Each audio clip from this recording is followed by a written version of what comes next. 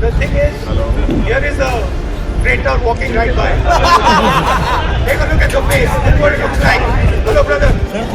My traitor friend. Surrender, surrender. Don't worry, you'll come back. Surrender.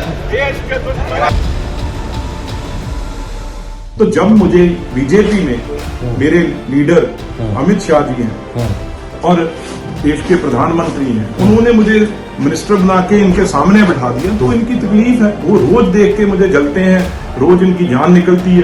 तो आज वो टीस उनके मुंह से निकल गई। हमारे साथ बातचीत करने के लिए हैं केंद्रीय मंत्री रवनीत बिट्टू जी। बिट्टू जी, आज एक वीडियो वायरल हो रहा है, जब आप पार्लियामेंट में आ रहे थे मकर द्वार से, तो राहुल गांधी की तरफ से कुछ टिप्पणी हुई, फिर आपकी तरफ से भी कुछ टिप्पणियां हुई। क्या कुछ उस दौरान हुआ था, थोड़ा हमारे दर्शकों को बताइए। मैं तो अपने गेट में, जैसे आप लोग मीडिया वाले भी अंदर बाहर जाते हैं, वही मेन गेट है जहां से आना होता है। तो अपनी ड्यूटी करने आ रहे थे, लोगों ने जो मैंडेट दिया है, मिनिस्टर ने एक 12 बजे सीरियल नंबर 9 पे मेरा पेपर लिया था रेलवे का, वो मैं करने आया। तो ये रास्ते में वहां बैठे थे, मैंने तो राहुल गांधी को देखा भी नहीं, ये दूर था, मैं ये चिल्लाने लग गए। आपको आवाज देके बुलाया? नहीं, आवाज देने में तो ये क्या बुलाएगा मुझे, पर ये कहने लगा, देखो वो ट्रेटर आ रहा है, भाई देश का गद्दार आ रहा है। देखो किस इस फर्क ये है, इनकी दादी, उस दादी के पोते हैं जो, जिन्होंने हमेशा इमरजेंसी लगाई पंजाब में। मैं समझता हूं गुरुद्वारे को तोड़ने की कोशिश, हर गुरुद्वारे में आग लगाई, हर शहर में देश के में हर सिख को टायर गले में डाल डाल के मारा और हमारी माओ बहनों से रेप किए। और सबसे पवित्र जो हमारी गुरु ग्रंथ साहब हैं, जो हमारे लिविंग गुरु हैं, उसके ऊपर दरबार साहब में उनके अंगों में गोली मारी। तो ये तो वो है। मैं दूसरी तरफ, इनको तकलीफ यही है, उस दादे का पोता हूं जिसने पंजाब में अमन शांति की है, जिसमें हिंदू सिख जो मरवा रहे थे ये लोग, उसको शांत किया, सिख को मरवा रहे थे उसे ही शांत किया। तो वो एक अलग चीज है। दूसरी, जब मैं इनकी पार्टी में था, ये तो पीछे बैठवा के ही रखते थे मुझे, ये खुश थे उस चीज में।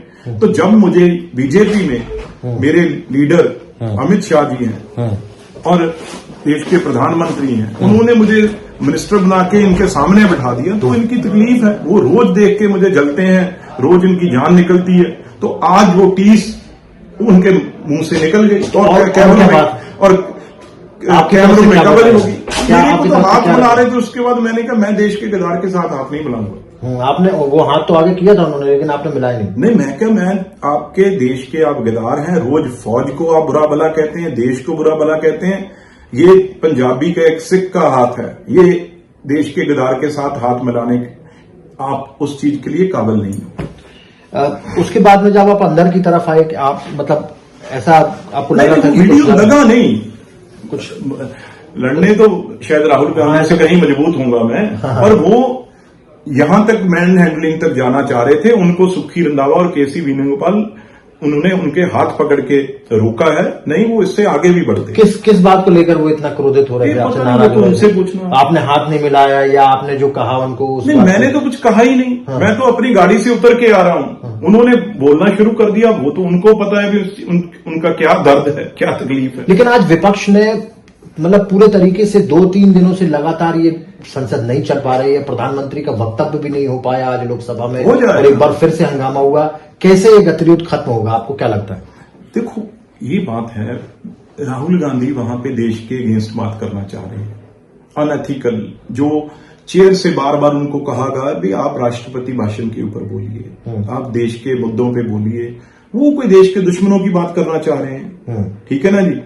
बाकी उनके कारण बाकी पार्टियों के और सत्ता के कितने मेंबर पार्लियामेंट है जो अपनी बात करना चाहते हैं, उन्हें नहीं कर बात, वो नहीं हो रही। अब देश के प्रधानमंत्री बात करना चाह रहे हैं, क्योंकि 140 करोड़ लोगों के प्रधानमंत्री है।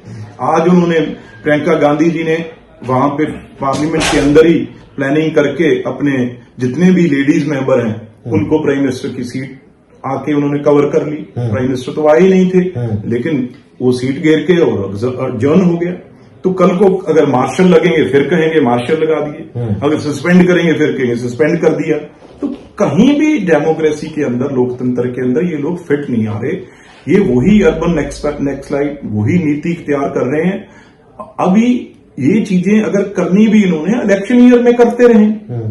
अभी तो भाई 29 में इलेक्शन है, आप क्या करना चाह रहे हो? नहीं, वो ये कह रहे हैं कि जब बीजेपी के लोग किसी किताब का हवाला दे सकते तो हम क्यों नहीं किसी किताब का हवाला दे सकते। और आज निशिकांत दुबे जी ने जिस तरीके से बोला है उसको लेकर भी बहुत ज्यादा तल्ख टिप्पणी जो है वो विपक्ष की तरफ से आ रही है। तो यही कहा ना भी जैसे आप किताब छपी नहीं है, आप कह रहे हो ये 5 किताबें मैं नाम ले देता हूं ये छपी नहीं है। उन्होंने कोई पढ़ा थोड़ी है। उन्होंने तो यही कहा भी जैसे आप इसे मैं अगर मैं यहाँ पे ये किताबें पढ़ने लग जाऊं तो फिर उन्होंने कोई पढ़ा थोड़ी है उसको। उन्होंने तो जो वही बात उन्होंने कही है भी भाई जो आप अपनी किताब की बात कर रहे हो और चेयर से रूलिंग आ चुकी है, उसे तो मानोगे कि नहीं मानोगे? अभी जानकारी मिल रही है कि सत्ता पक्ष की तरफ से कुछ जो दलित और ST/SC के सांसद है उन्होंने शिकायत की है कि स्पीकर को कि किस तरीके से जो तनेटी थे जो उस समय चेयर पर थे उनका अपमान जो है कागज फेंक कर किया गया है विपक्ष की तरफ से। इसकी जानकारी नहीं है। लेकिन ये गतिरोध कब तक खत्म होगा और खत्म होना चाहिए कि नहीं होना चाहिए, क्योंकि करोड़ों रुपए जो हैं वो खर्च होते हैं जब एक संसद का सत्र होता है। जो भी सत्ता में कोई भी सरकार होती है उनकी तो ड्यूटी है, उन्होंने तो हाउस चलाना है और बजट पास होना है और अलग अलग रेलवे है, डिफेंस है, रोडवे, सरफेस ट्रांसपोर्ट, तो सबके ऊपर यहां डिस्कशन होनी है। एक स्टेट को एक पार्लियामेंट कॉन्स्टिट्यूंसी को यहां से हर MP के लिए पैसे जाने हैं डेवलपमेंट के लिए, हर प्रोजेक्ट के लिए। अगर उसे भी रोकेंगे ये तो मेरे को समझ नहीं आता इनकी क्या सोच है। तो आपकी तरफ से कोई शिकायत वगैरह करेंगे आप राहुल गांधी की जिस तरीके से? नहीं, अभी ऐसा कोई विचार नहीं। लेकिन आप चाहते हैं कि संसद चले और डिस्कशन हो? वो तो ये तो पार्टियां फैसला ले लेती हैं। MP हर किसी भी पार्टी का, हमारे सारे कुलीग हैं, बात होती है, हर आदमी चाहता है मैं अपनी कॉन्स्टिट्यूंसी की बात करूं, अपने लोगों की बात करूं, क्योंकि क्या मुंह दिखाएंगे लोगों को भी हम करते क्या है जाके। बहुत बहुत धन्यवाद हमारे साथ बातचीत करने के लिए। जीरो हमने इन्वेंट किया, हमने बताया दुनिया को जहां योग है वहां रोग नहीं। सबसे पुरानी सभ्यता है हमारी।